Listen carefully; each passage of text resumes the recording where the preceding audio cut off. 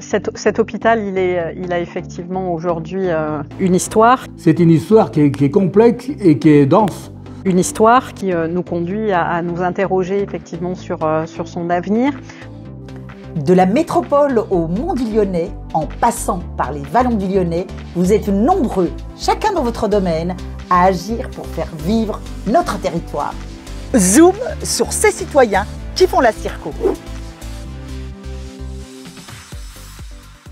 Nous ne sommes pas dans une salle de gymnastique classique. On se trouve ici dans le gymnase de l'hôpital Henri-Gabriel à Saint-Genis-Laval. C'est un hôpital dédié à la rééducation des hospices civils de Lyon. Depuis 1969, année de son ouverture, ce centre hospitalier de l'Ouest lyonnais prend en charge des victimes d'accidents de la route ou des patients atteints de séquelles neurologiques graves. Dans mon service, il y a essentiellement des patients qui viennent après une lésion cérébrale ou une lésion de la moelle épinière. Mêlant médecins et personnel paramédical, les équipes pluridisciplinaires aident aussi les patients à s'adapter à un handicap. Et puis il y a d'autres malades, je pense à des patients qui ont des maladies de Parkinson, des scléroses en plaques, qu'on voit dans les suites de cancer avec des traitements et qui ont une gêne fonctionnelle et un retentissement et pour lesquels on peut vraiment amener une expertise d'évaluation et de rééducation. À l'heure d'une prochaine restructuration, l'histoire du site remonte à la surface. Pour les hospices civils de Lyon, tout commence ici en 1956 avec l'achat de la Maison Alice et l'ouverture de l'hôpital à la fin des années 60. L'association saint-genoise du patrimoine, des arts et des lettres nous reçoit dans son local en plein cœur du centre ancien de Saint-Genis-Laval. L'ASPAL, on s'est intéressé à ce lieu parce qu'il faisait partie de la propriété du château de la Tour. Il y a beaucoup d'éléments. Des éléments historiques qui datent notamment de la deuxième moitié du XXe siècle.